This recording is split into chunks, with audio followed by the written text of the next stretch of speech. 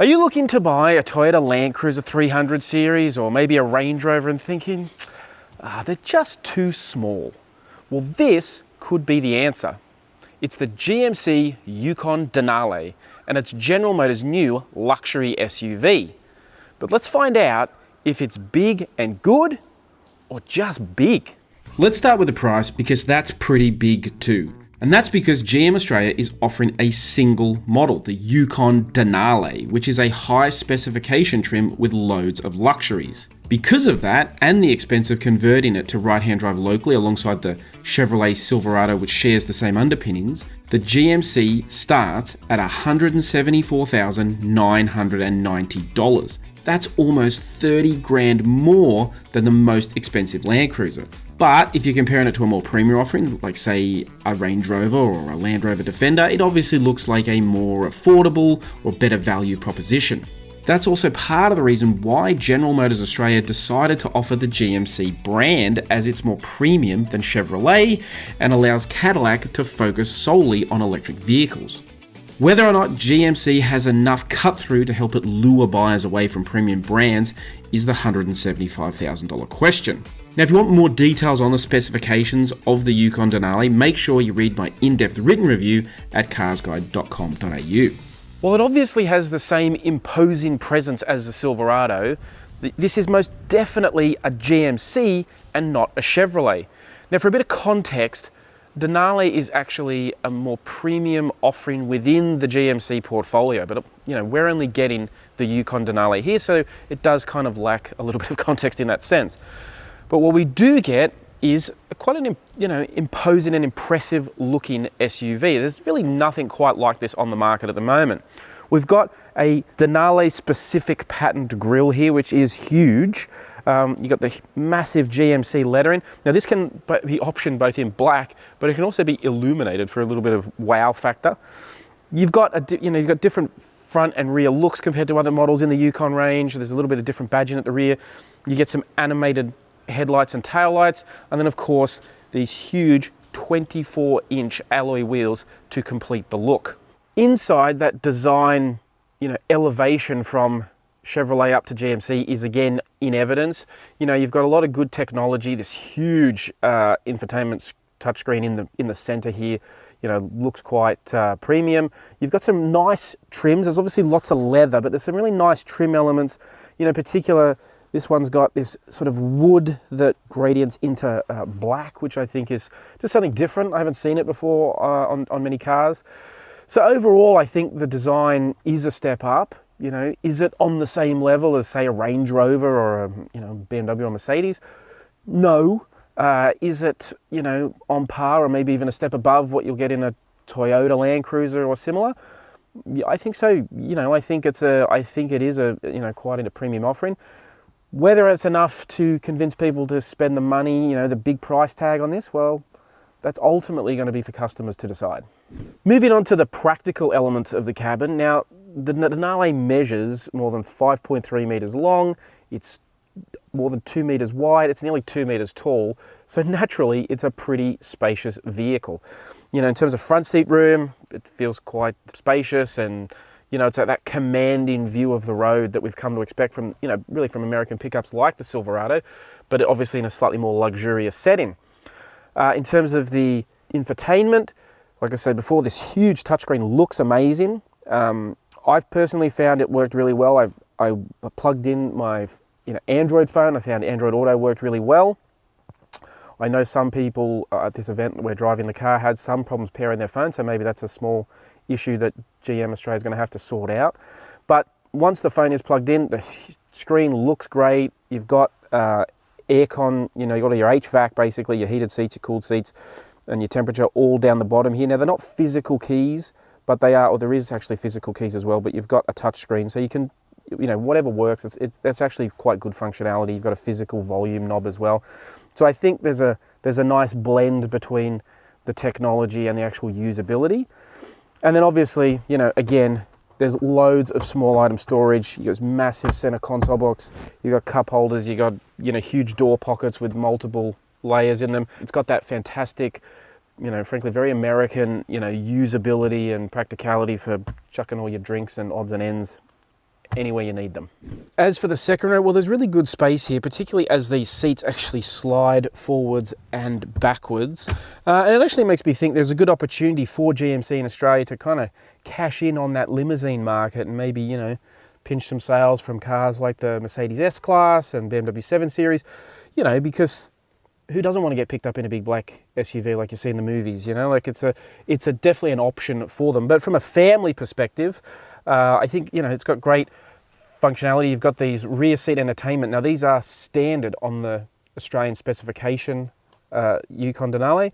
You've got loads of stuff. You've got obviously got your own aircon controls here, heated seats, USB outlets, USB-C outlets. But you've also got HDMI ports. So this is the perfect road trip car with the kids. They can plug in their gaming console or whatever and, you know, sit in the back with the headphones on, watch movies while, you know, the parents are up front just enjoying the ride. So again, from a practicality point of view, as you'd expect in such a big car, I think the second row space is really good. And you'll easily get 3 kids and really even 3 adults in the back in relative comfort.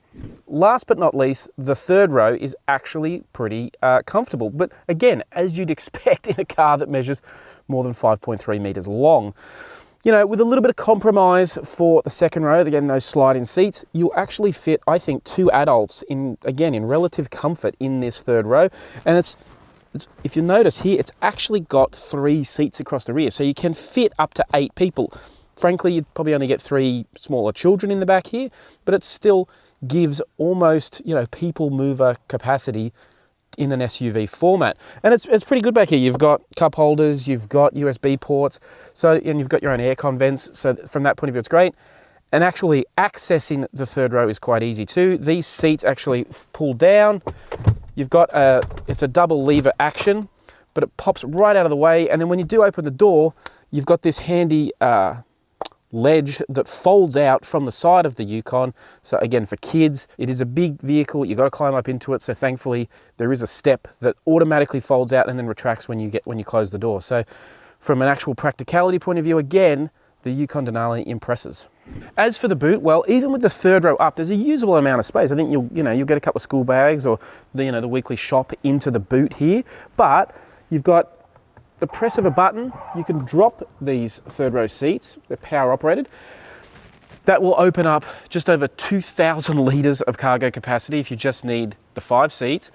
Or if you really need to move something big, well, you can almost convert the Yukon into a van, drop the second row, and you'll get over 3,400 litres of cargo capacity. So again, it's a big vehicle and it's got big capacity. Under the bonnet, the Yukon gets GM's tried and tested 6.2 litre V8 engine paired with a 10-speed automatic transmission. Thankfully, it makes 313 kilowatts of power and 624 newton meters of torque, which is enough to pull the big Yukon along with relative ease.